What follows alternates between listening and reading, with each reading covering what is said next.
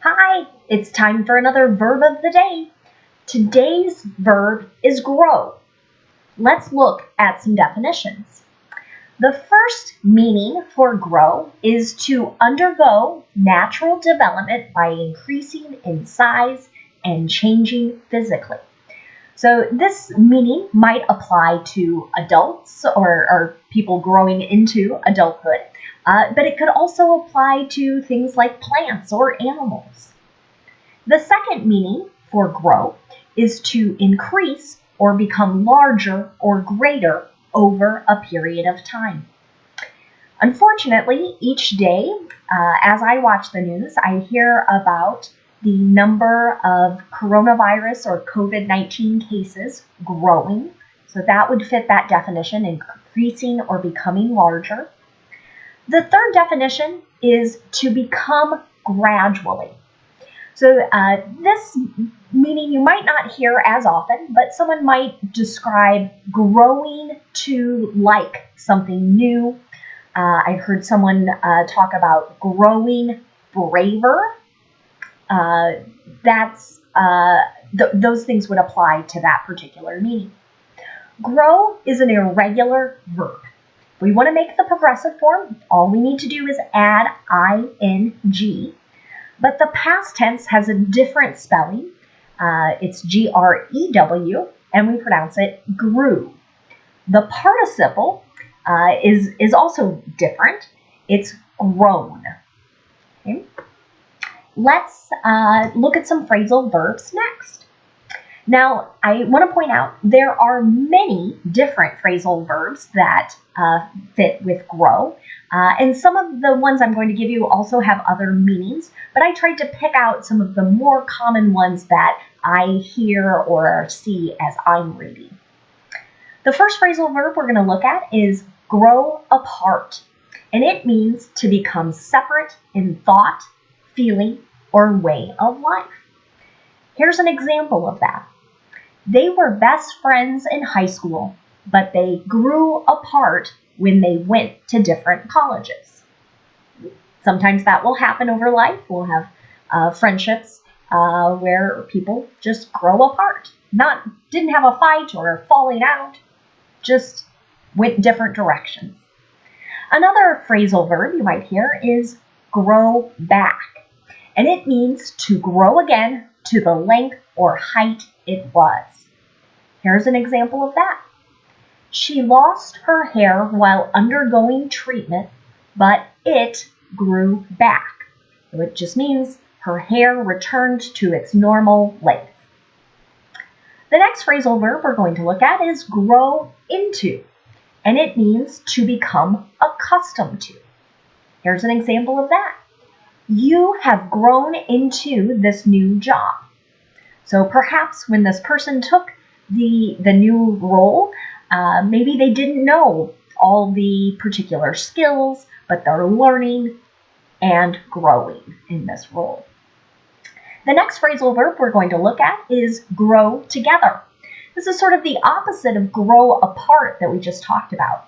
And this means to develop a closer relationship. Let's look at an example. Many couples grow together over the years. They become closer. Final phrasal verb we're going to look at is grow up. It means to become older or bigger. It can also mean to develop to maturity. Here's an example of that. She's growing up so fast. Look how tall she is. Okay. Let's look at some other sample sentences with grow. Today we're going to look at the simple past, simple present, and simple future. We'll start with past.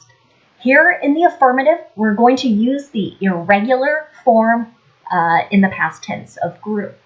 And it will use grew no matter what the subject is. Okay? Here is an example sentence. Her hair grew back after the bad haircut. Okay? To make negative past tense, we're going to use did not and then the base verb. So we'll go back to grow. We do not want to say didn't grew. Okay? Here is an example of that. We didn't grow up in Iowa. That sentence connects back to our phrasal verb that we were just talking about, meaning we were not raised in Iowa. We were not children into our adulthood in this particular place. If we want to make a yes or no question in the simple past, we're going to change the order of did and the subject. Here's a question. Did they grow apart? We're going to use simple present to talk about facts, our habits and routines, and we'll look at an example here. Kids grow up so quickly. Okay. Because my subject is plural, I'm using grow, but if I was just talking about one kid or one child, I would say this child, this kid grows with an S. To make the negative and simple present, we're going to use do not or does not in the base verb. Here is an example of a negative statement in the simple present. She doesn't grow a garden any longer. Finally, if we want to make a yes or no question, we're going to use do or does and then the subject. Do you grow tomatoes every summer? Okay. Today, when we look at the simple future, we're going to use be, going, to, and our base verb. And we tend to use this form of the future when we're making predictions or discussing plans for the future. With more practice, your confidence is going to grow. This is an example of that third definition I was speaking about earlier. To make negative in the simple future, we just need to insert not after our be verb. Many businesses aren't going to grow this year. Okay. This would be the increase in size, that second definition we talked about earlier. Finally, if we want to make a yes or no question in the simple future, we need to switch the order of our be verb and subject. Is he going to grow more flowers in June? Let's look at a few related words to our verb grow. The first is another verb. It's regrow. And that prefix re means to do something again or once more. And so this definition should make a lot of sense. To grow again or cause to grow again. Here's an example of that. And you're going to notice regrow is going to take similar forms in past and participle. He regrew some vegetables from vegetable scraps and seeds. The next word I have is a noun. It's grower. It's a person who grows something. Sometimes you'll see this used in place to mean farmer. And that's generally how it's being used in this sentence. How are Iowa growers adjusting to farming in a pandemic? The next word I have is an adjective. And this is going to look familiar because it's our participle as well. It's grown. And it means advanced in growth or at full growth, at maturity. Okay?